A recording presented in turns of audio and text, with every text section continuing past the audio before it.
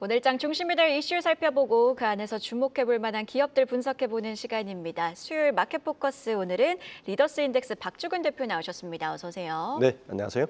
네, 대표님 오늘은 셀트리온 이야기를 좀 해볼까 하는데요. 셀트리온이 작년 말 야심차게 선언했던 CDMO 사업과 관련해서 좀 공급망 리스크에 맞닥뜨렸다 이런 지적들이 나오고 있는 상황입니다. 속도 조절에 들어갔다는 판단들도 나오고 있는 상황이고요. 서정진 회장의 미래 비전인 CDMO 사업과 관련해서 성공을 할 수 있겠느냐 이런 의견들이 나오고 있는데 어떻게 보고 계실까요? 셀트리온은 CMO 기업이죠. 말 그대로 바이오 시밀러만 만드는데 이거에 대한 사업 모델 비즈니스가 좀 한계에 봉착하지 않았나라는 것 때문에 CDMO를 하는 거죠. CDMO는 뭐냐면 CDO 그러니까 이런 약 필요해 라면 개발도 해주고 그리고 CRO 그리고 임상도까지 우리가 다 해줄게. 그리고 거기다가 만들어주기까지 할게. 그러니까 토탈 서비스를 다 해주겠다는 이야기입니다.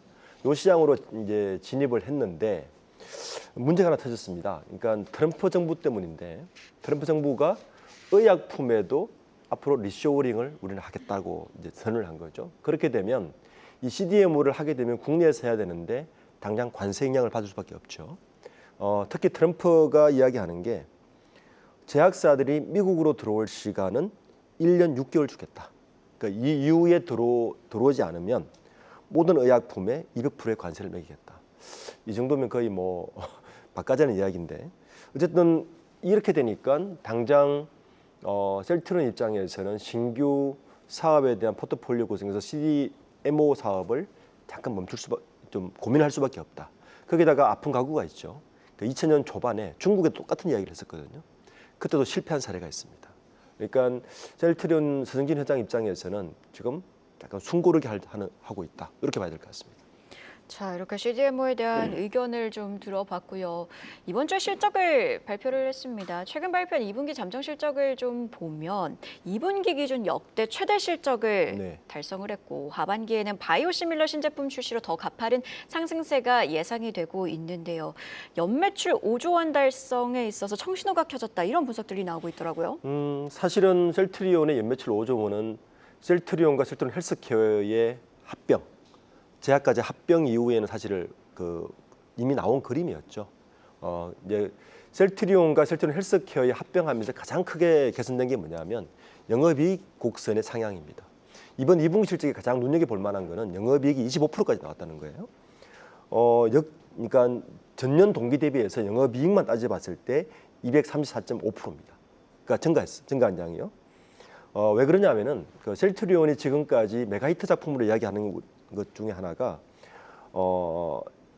지금 뭐 렘시마라든지 뭐 그다음에 여러 가지 이제 셀트리온의 여러 가지 유플라자마라든지 이런 것들이 고마진 제품이거든요. 셀트리온 헬스케어하고 합병하면서 고마진 제품들의 재고량이 줄었고, 그리고 재고량이 줄면서 이것이 이익으로 연결되고 이렇게 되면서 영업이익 곡선이 가파르게 지금 상승하고 있는데 5조 원 매출이면 이번에 25% 정도 영업이익을 했단 말이에요. 그러면 5조 원 매출이면 1조 이상 20% 영업이익을 달성할 수 있지 않을까라고 조심스럽게 지금 예측을 하고 있는데 어쨌든 전체적인 영향은 셀트리온의 어떤 포트폴리오 구성이 메가히트 제품들의 고마진 제품들이 굉장히 빨리 나가고 있다. 재고가 빨리 줄고 있다. 그래서 영업이익 곡선은 3분기에도 좀 가파르게 25% 정도 선을 지키지 않을까라고 예상하고 있습니다. 자, 그리고 또 실적과 함께 계속해서 장전의 공시를 내고 있는데 그저께 1,000억 원 규모의 추가 자사주 매입도 결정을 했습니다. 셀트리온 트렌드를 보면 장 시작하기 전에 공시를 내는데 막상 개장을 하면 공시 내용이 주가에는 반영이 되고 있지 못하는 모습이에요. 이렇듯 기업 가치 향상에 힘을 쓰고 있는데 주가에는 어떤 영향이 있을까요? 시장에서는 반대로 반응하는 것 같습니다. 올해에만 사실은 자사주 매입 규모가 7,500억이거든요. 그러니까 이런 거죠. 계속 자사주를 매입하는데 주가가 안 오르는 게 반복적인 거죠. 저거는 셀트리온이 뭔가 잠재적 포텐셜이 부족하기 때문에 자사주를 매입함으로 해서 주가를 좀 억지로 방어를 하고 있는 거 아닌가라고 지금 투자자들은 읽고 있는 것 같습니다. 그러니까 자사주 효과도 사실은 떨어졌을 때 한 번에 많이 하는 게 효과적인데 1,000억 원씩 계속 반복적으로 하고 있거든요. 이것이 오히려 시장에는 역효과를 좀 내고 있는 것 같고 그러니까 시장에서 이렇게 반응 같습니다. 결국에는 우리가 바이오 기업들이나 바이오 시밀러 기업들은 바라보는 게 뭐죠? 메가히트 약품을 기다리고 있습니다.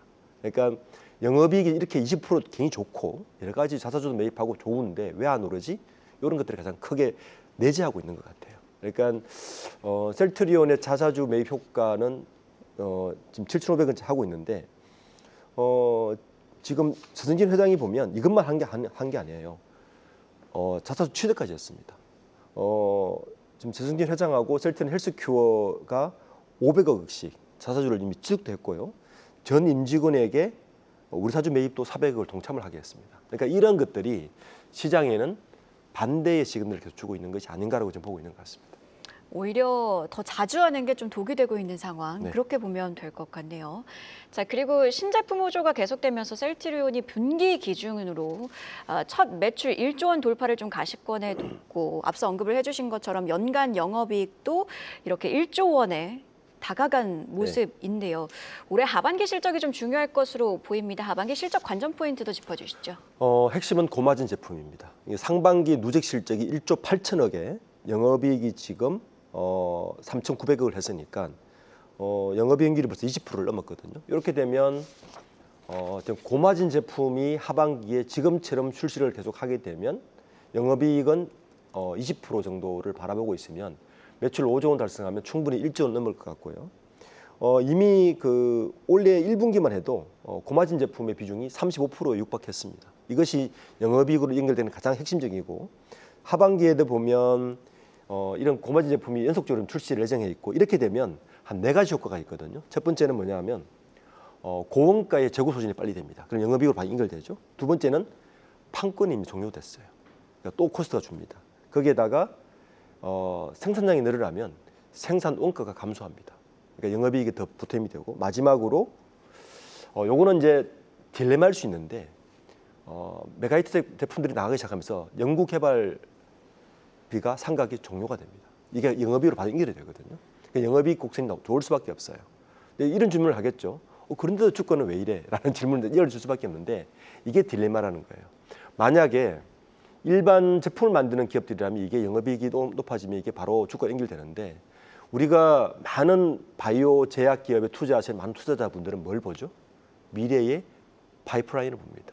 그러니까 지금 셀트리온은 나름대로 있다고 하지만 이제 램시마나 뭐 레주마나 이런 메가히트 제품에 대한 포텐셜이 많이 줄어들지 않았나? 그게 이제 시장의 시그널이 또 뭐냐면 우리가 첫 번째 이야기했듯이 CDMO라는 포트폴리오를 만드는 이유도 바로 그것 때문이거든요. 바이오시밀러의 한계가 있다. 그러니까 상표권 종료를 기다려야 되고 이런 한계를 극복하기 위해서는 CDMO라는 새로운 산업 전략을 펴서 이익 곡선을 지켜나가려고 하는 그 셀트리온의 움직임이 지금 투자자들은 기다리고 있다. 이렇게 봐야 될 것 같습니다.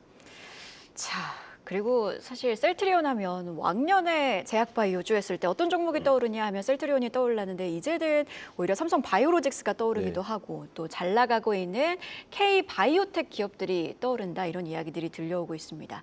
왕년의 바이오주 1위. 이 야성을 되찾기 위해서는 셀트리온이 어떤 요건들을 충족해야 할지가 궁금하고 또 장기적으로 주가를 봤을 때 지금 뭐랄까요? 아주 큰 박스권에 갇혀 있는 듯한 모습인데 이 박스권을 탈피하기 위해서는 어떤 요건들이 필요할까요? 4가지 정도의 불확실성을 제거해야 돼요. 첫 번째는 관세가 일단은 불확실성이 가장 크죠. 그러니까 리쇼어링에 어떻게 대처할 것인지.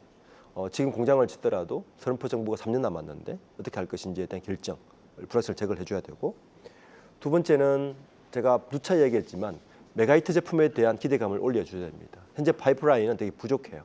그러니까 현재 영업이익 곡선은 이미 주가에 다 반영됐다 보고 있는 것이고 이 메가히트 제품에 대한 파이프라인을 또 한번 공개를 해야 되고 세 번째는 이제 이 포트폴리오의 구성을 좀 다변화해야 된다. 그러니까 CDMO라는 거를 시작했으면 빨리 진행을 해야 된다. 미국 관세와 리쇼어링과 별개로 지금 삼성바이오로직스가 사실은 CDMO 역할을 하고 있단 말이에요. 그러니까 바이오시밀러 기업은 결국에는 CDMO로 가야 되는 수순에 있는데 이거를 좀 서둘러서 진행을 해야 된다. 한 요 3가지 정도의 불확실성을 결정을 해줘야 이 박스권에서 좀 탈피하지 않을까라고 생각합니다. 박스권 탈피를 위해서 여러 요건들을 이야기해 주셨는데 셀트리온 같은 경우에는 사실 좀 불신이 깊은 종목인 것 같기도 합니다. 언급해 주신 요건들이 그런 근본적인 불신 해소에 좀 도움이 될까요?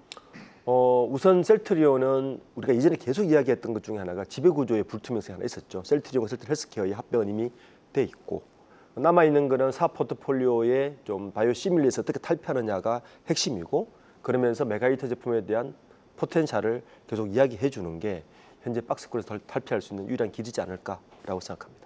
그럼 제약바이오주 전반으로 돌아와서 지금 관세에 대한 위협도 있는 상황이지만 그래도 금리 추이를 보면 결국에는 연말 들어서 금리가 인하될 것이다. FOMC 회의에서 금리가 인하될 것이라는 전망들이 나오고 있습니다. 이 두 가지 중에서는 시장이 관세를 더 크게 반영할까요? 앞으로 아니면 금리 인하 기대감을 좀 더 반영하게 될까요? 금리죠. 제약바이오는 제가 볼 때 트럼프가 200%까지 이야기했다는 것은 그만큼 궁색하다는 이야기입니다. 그리고 제약바이오는 원재료를 가지고 갈 때는 관세 걸리지 않아요. 사실은. 그래서 관세 영향은 제한적이고 금리가 훨씬 더 영향이 크고요. 금리가 떨어지면 이런 대형 바이오시밀러나 이런 기업보다도 현재 연구 개발을 하고 있는 기업들이 훨씬 호재거리가 되죠. 그러니까 연구 개발 기업들은 기술을 팔잖아요. 관세와 전혀 무관합니다. 금리에 영향을 주기 때문에 금리를 보고 기술을 가지고 있는 기업들에 좀 관심을 가지는 게 좋을 것 같습니다. 네, 이렇게 이슈 체크해보고 주목해볼 만한 기업들 오늘도 리더스 인덱스 박주근 대표와 함께 자세히 분석해봤습니다. 고맙습니다. 계속해서 다양한 경제 이슈를 알고 싶다면 구독과 좋아요, 알림 설정 부탁드립니다.